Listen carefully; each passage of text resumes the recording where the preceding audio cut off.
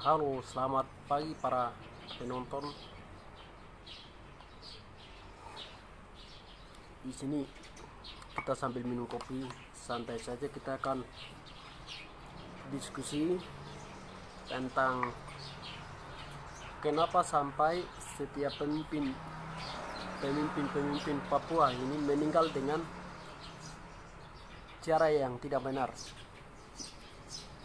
Dan setiap pemimpin ini itu semua bawa dari Jakarta, mulai dari tokoh-tokoh agama, terus orang-orang ahli agamawan dari Katolik, dari Kristen, dan juga pemimpin-pemimpin yang lain. Dalam waktu dekat tahun 2020 ini ada 8 pemimpin sosok yang sudah mendahului kami. Jadi ini menjadi pertanyaan kami rakyat akar rumput Papua untuk terus diskusi, terus mencari akar persoalannya, sehingga kita bisa dapat melihat bersama, kemudian apa yang kita dapat diskusikan bersama itu menjadi agenda untuk memutuskan sesuatu yang benar begitu atas kehidupan kita orang Papua. Jadi saya sendiri sedikit membahas tentang kematian orang Papua itu berkaitan dengan ada 3K. Jadi 3K itu sendiri yang pernah diucapkan oleh pemerintah kolonial Indonesia terhadap kami bangsa Papua Barat, yaitu orang Papua itu orang bodoh, orang miskin, orang terbelakang. Jadi kemiskinan, kebodohan, keterbelakangan 3K. Dengan adanya paradigma atau perspektif dari pemerintah kolonial Indonesia terhadap kami bangsa Papua, maka mereka menganggap ekonomi khusus, undang-undang otonomi khusus, dan paket-paket lain, paket pemerintah provinsi, administrasi provinsi Papua dan Papua Barat, kemudian beberapa kota kabupaten kota yang ada di Papua itu dia sudah mau meredamkan atau sudah mau mensejahterakan orang Papua lewat Papua yang namanya 3K tadi: kemiskinan, kebodohan, dan keterbelakangan. Sementara beda, kita orang Papua punya pandangan itu beda, karena kita orang Papua berbicara itu atas dasar ideologi kebangsaan, yaitu ideologi nasionalisme bangsa Papua Barat. Sehingga orang Papua 100% memiliki untuk Papua merdeka sebagai solusi demokratis bagi bangsa dan negara ras Malaysia ini sendiri. Sehingga ada beberapa tokoh-tokoh yang sedang kita merayakan duka nasional hari ini, itu yang jelas aktor-aktornya adalah negara sudah merancang sejarah terotomatis, terstruktural, tersistematis, sehingga ketika kalau para pemimpin Papua yang cerdas memiliki pemimpin pro rakyat untuk membawa kesejahteraan yang sebenarnya, maka negara sudah memasang strategi dari pusat sampai dengan daerah, sehingga pemimpinan itu tinggal next. Jadi yang jelas 8 pemimpin yang pernah dipimpin oleh kabupaten, hari ini kami sendiri Kabupaten 2 sendiri kami kehilangan pemimpin yang sosok pemimpin yang memiliki wibawa karismatik ini hilang, sehingga kami sedang melakukan duka sejarah nasional dari luar negeri, dalam negeri, dan Papua itu sendiri. Jadi kalau kita masih bersama, kita orang Papua masih bersama dengan di negara Republik, Negara Kesatuan Republik atau NKRI ini, maka harapan kita tidak ada harapan yang sebenarnya. Artinya kita tidak punya harapan, kita tidak punya kesempatan sedikit untuk mengambil napas. Kalau yang lain-lain itu saya tidak menceritakan atau menjelaskan atau mendiskusikan pada kesempatan ini. Saya hanya bicara napas ini. Napas yang artinya kalau napas itu hilang maka orang menjadi patuh. Apabila napas itu ada maka orang itu dianggap hidup. Itu saja yang saya bicara soalnya. Jadi pemerintah Indonesia ini pernah dirangkum atau merangkum di berbagai segala permasalahan di Papua ini dengan pandangan mereka itu ada 3K yang tadi saya bilang. Orang Papua itu kemiskinan, orang Papua itu kebodohan, orang Papua itu keterbelakangan. Dengan demikian mereka membuat paket-paket pemekaran baru provinsi, kabupaten, kota, dan program UP4B, Uni Percepatan Pembangunan Papua dan Papua Barat, program afirmasi, program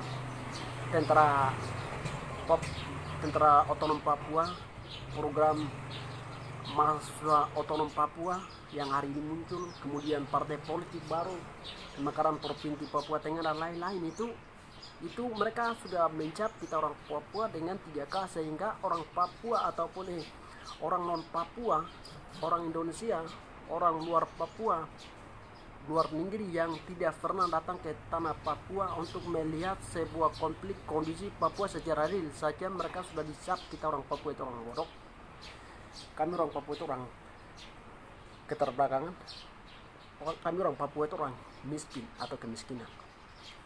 Yang itu sudah di skenariokan, sudah diwancanakan, sehingga wacana-wacana ini yang dipublikasi di media massa tentang hubungan nasional maupun internasional, bahkan lokal-lokal, sehingga orang Papua mau meyakinkan suatu masalah yang sebenarnya kepada dunia itu sudah dicap dibuka ruang demokrasi, dibuka hak pendapat bersuara, hak penyampaian berbagai hal dalam kehidupan manusia. Dalam kehidupan manusia, karena pandangan orang Indonesia 3K yang tadi itu sudah diungkapkan secara eksplisit. Iya. Dengan berbagai tempat atau berbagai pidato, mulai dari para pemimpin Soekarno sendiri, dia mengeluarkan trikomando di Yogyakarta di belakang alun-alun dari tanggal 19 Desember tahun 1961. Itu mulai dari situ sampai dengan masuk ke 15 Agustus 1962 tentang Nairobi Agreement, masuk ke PPRA,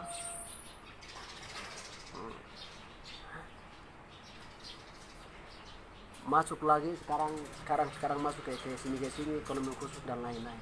Itu tetap mereka memiliki 3K.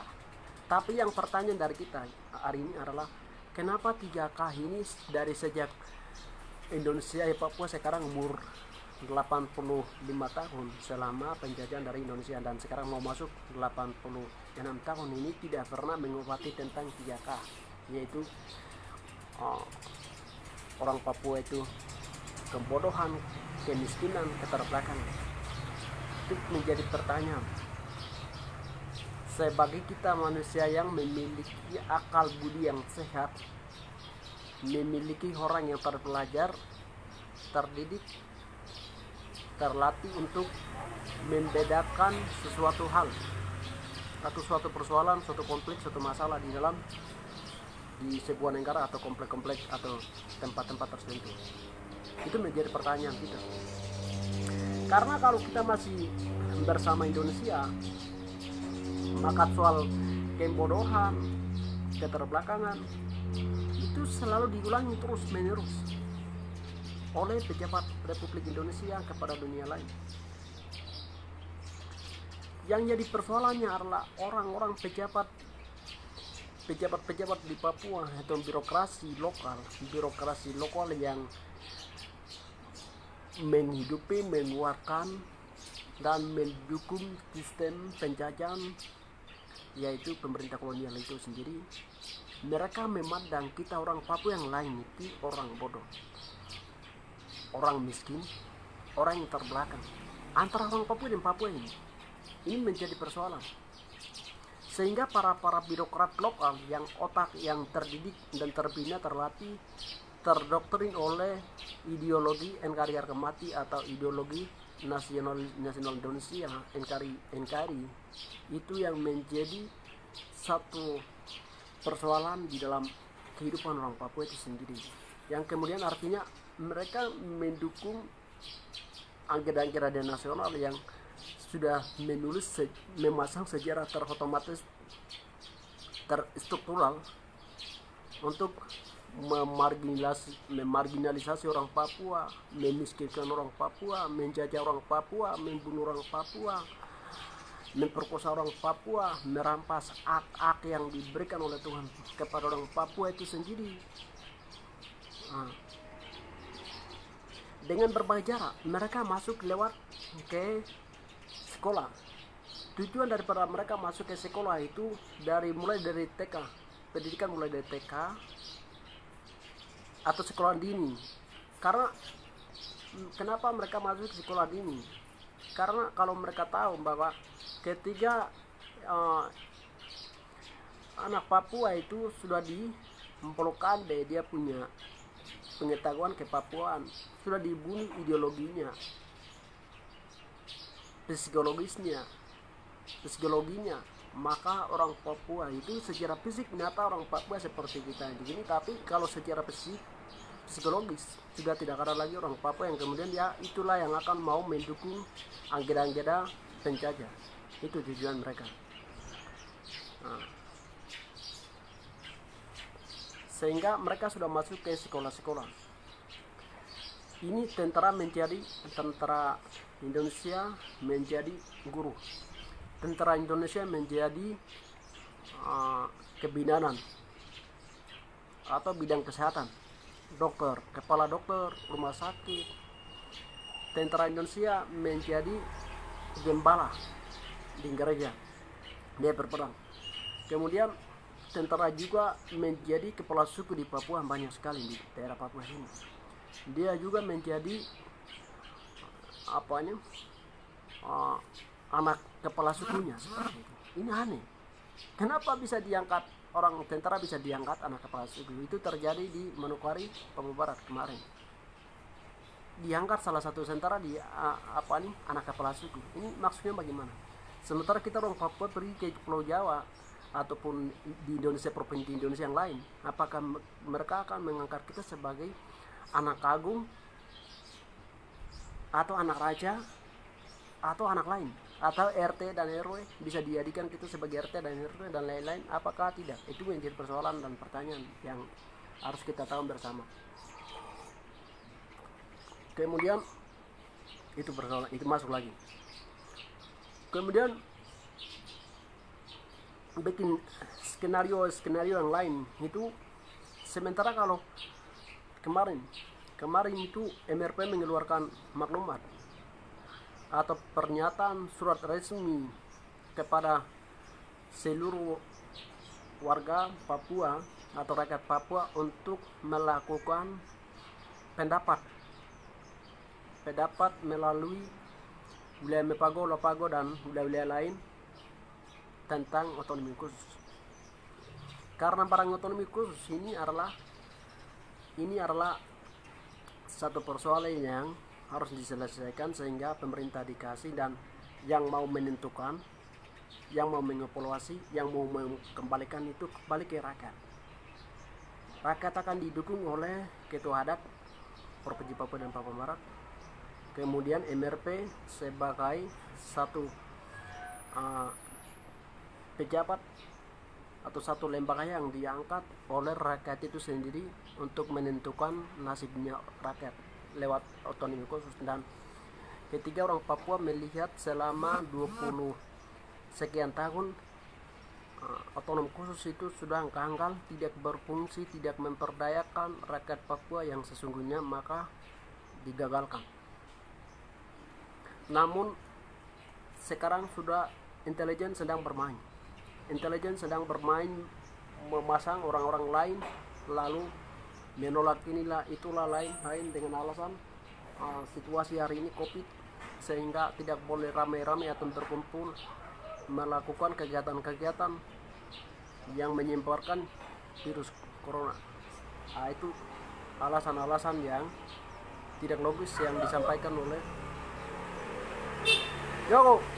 para pejabat negara Republik Indonesia. Tapi yang jelas kita tahu bahwa di sini saya akan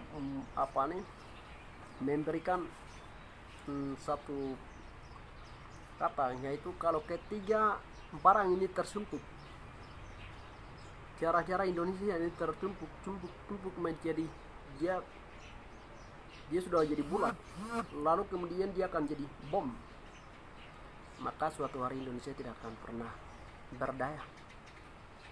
Perjuangan Indonesia terhadap Papua akan menjadi sia-sia, seperti orang gila yang pernah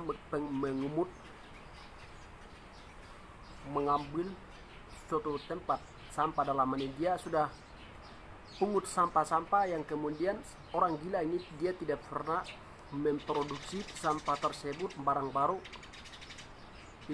Itu menjadi seperti itu. Indonesia punya cara pergerakan kebijakan itu menjadi sampah nantinya.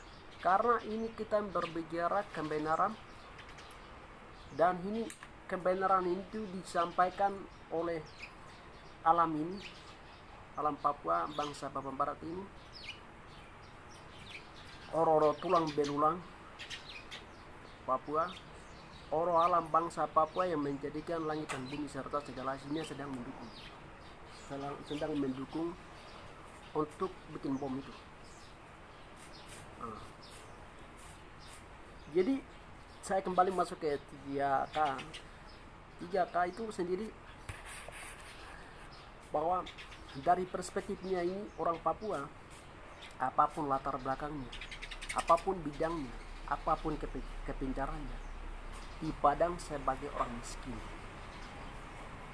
oleh negara, dipandang sebagai orang yang bodoh dari negara, dipandang sebagai orang yang terbelakang, dipandang sebagai orang yang termiskin di dunia.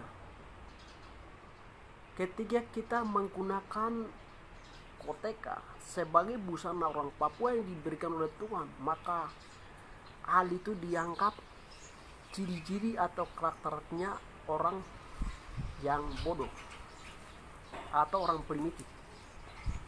Ketika kita melakukan cara bakar batu sebagai adat istiadat tradisional, bakar batu atau parapen yang harus diteruskan kepada satu generasi ke generasi berikutnya sejarah universal, tapi itu dianggap orang terbelakang. Rumah adat Onai Papua itu dianggap rumah-rumahnya orang-orang terbelakang, orang-orang miskin, orang-orang bodoh, orang-orang terbelakang, orang-orang primitif, karena tidak ada rumah dengan seng, tidak ada bangunan dengan semen. Itu orang Papua yang menggunakan bahasa daerah dianggap orang-orang bodoh, sehingga dia bagaimana kemudian dia untuk berbicara, untuk melakukan komunikasi secara yang lain itu rasa malu, karena banyak orang menggunakan bahasa Indonesia yang kemudian dia rasa terpukul dalam hal aras kepercayaan diri sudah secara tidak langsung sudah hilang. Kepercayaan diri sebagai manusia Papua yang ini tidak bisa. Lalu secara tidak langsung bahasa daerah kita itu sudah dipunah, sudah dihilangkan secara otomatis. Cara memana itu dianggap orang-orang separatis, orang-orang kriminal, atau orang-orang kanibal. Itu stigma yang dibangun oleh negara terhadap kami orang Papua seperti itu, sehingga barang ini hilang, barang ini kita tidak bisa pegang.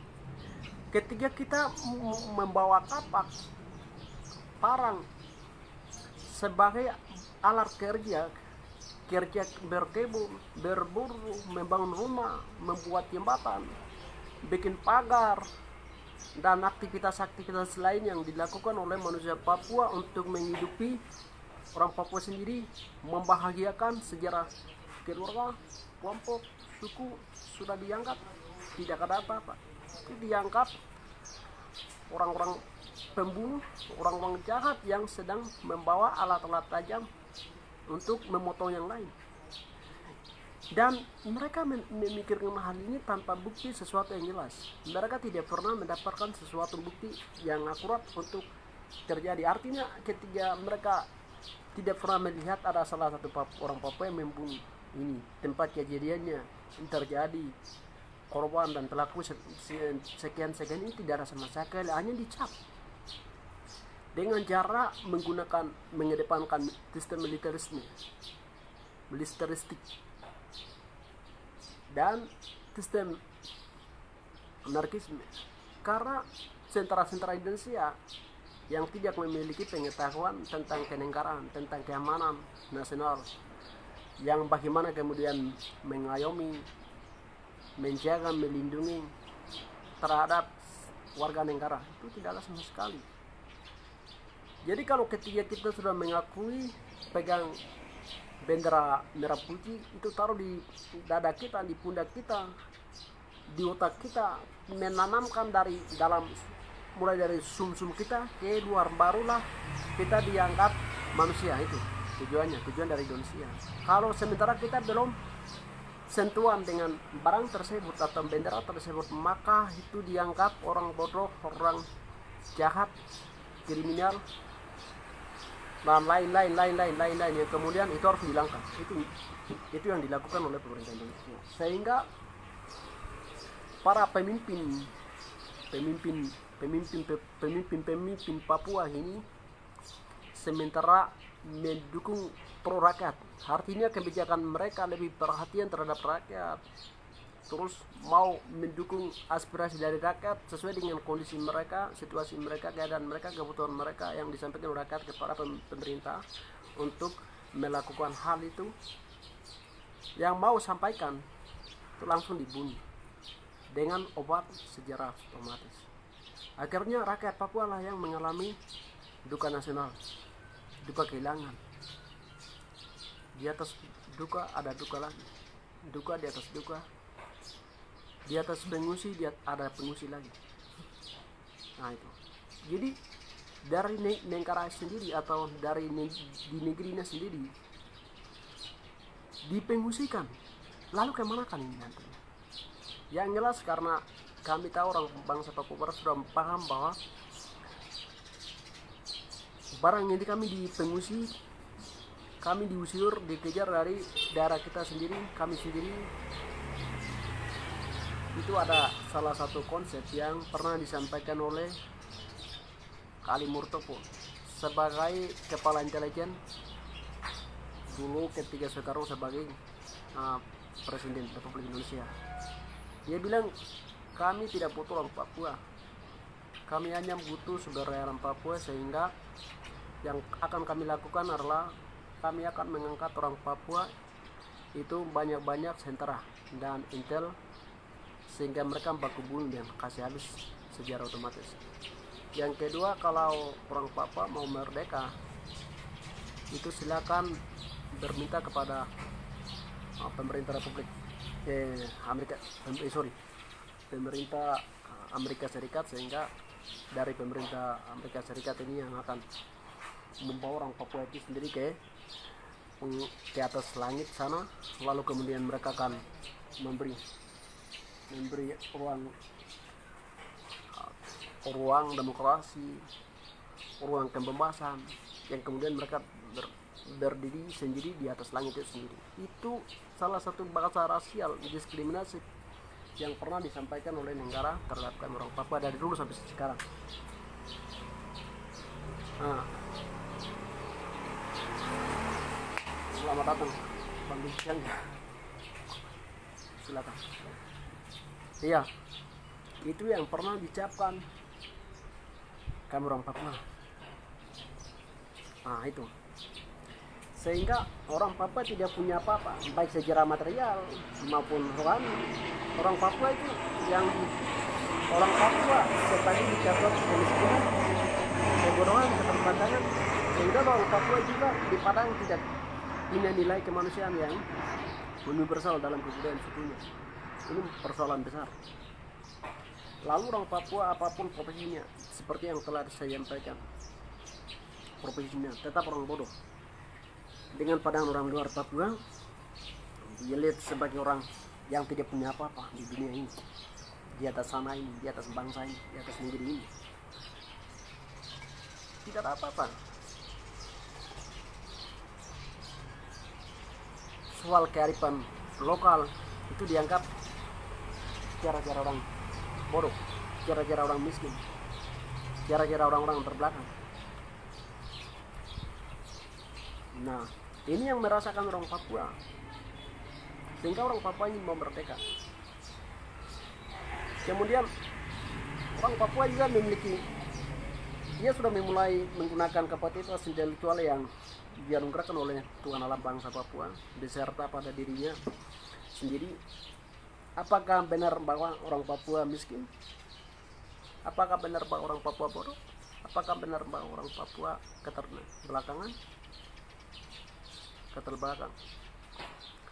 Yang dibagikan kepada orang-orang lain dunia.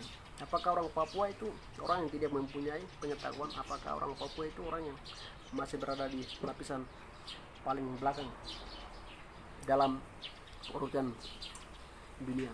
Nah, ini bahaya. Urutan dunia atau urutan kemajuan manusia di dunia itu menjadi persoalan yang sangat serius sekali, sangat serius. Jadi kalau kita selagi masih ada di Indonesia, tidak ada apa-apa. Kemudian tanah Papua juga, di mana orang Papua dilahirkan, dibesarkan, ditumbuh dan diutus melaksanakan suatu tugas. Iya, suatu tugas pengabdian tanah dan lain-lain itu sudah dikasih habis.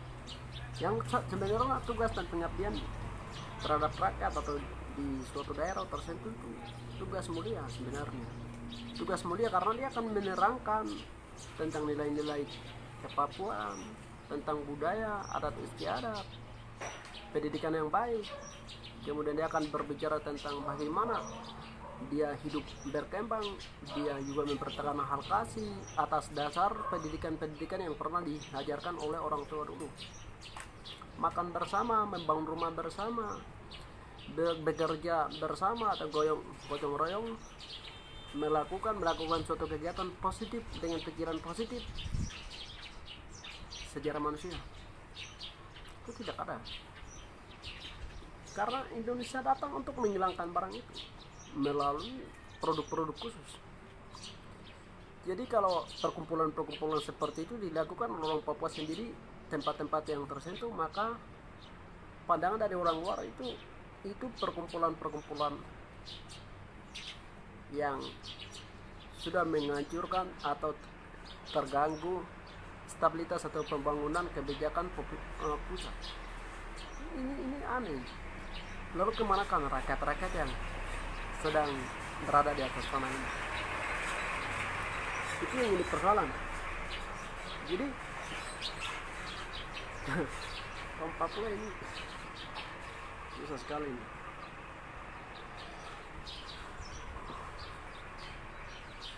Terus kita sendiri mau, orang Papua mau sendiri berpikir bagaimana merasakan keadilan, mengerti kedamaian, menanamkan kedamaian selama masih bernapas, mengabdi tugas yang diberikan oleh Sang Pencipta di dunia ini. Itu tidak ada ruang, sehingga untuk berpikir surga dan neraka itu tidak ada. Karena mau berpikir surga dan neraka ini, manusia harus punya kondisi yang sehat, pikiran yang sehat, di dalam ancaman-ancaman dari luar dan dalam. Apalagi setiap kehidupan kita orang Papua itu diintimidasi, diancam, diteror, dibunuh, dibungkam oleh senjata yang dilakukan oleh pemerintah kolonial Indonesia dengan pendekatan militeristik.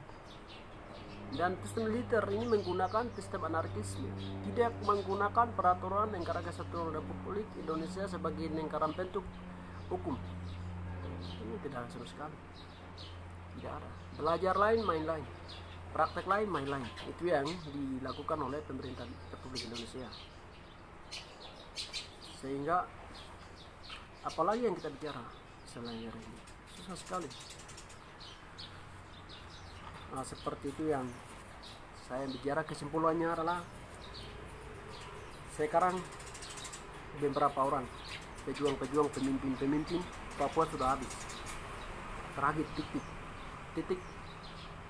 Kalau mau hidup bisa dari tersisa oleh makanan Indonesia, kita orang Papua menjadi makanan dan biaknya orang Indonesia hari ini. Sisa makanannya orang Indonesia hari ini yang mau penentu mau dapat surga atau neraka, maka aku akan pegang senjata dan eksekusi di Jepang langsung, sehingga akan selesai. Sekali mati yang kemudian menghasilkan sesuatu yang terbaik, itu menjadi kenangan untuk ribuan orang datang mengelola barang itu lebih baik daripada kau mati satu persatu setiap tahun. Itu titik dari saya untuk menghapus soal kemiskinan, kebodohan, keterbelakangan, kematian, pengungsian, penangkapan, pengusiran, pembunuhan, pemerkosaan, pengambilan sejarah sewenang-wenang tidak jalur dari metode hukum. Praktek-praktek kejahatan anarkisme di tanah Papua itu harus diselesaikan dengan sejarah terang-terangan, tidak boleh sembunyi-sembunyi. Itu kesimpulan bahwa akan menentukan nasib orang Papua yang seutuhnya. Kiranya itu yang dapat saya sampaikan dalam diskusi kepada kita sekalian. Selamat pagi dan selamat berjuang, selamat berkarya.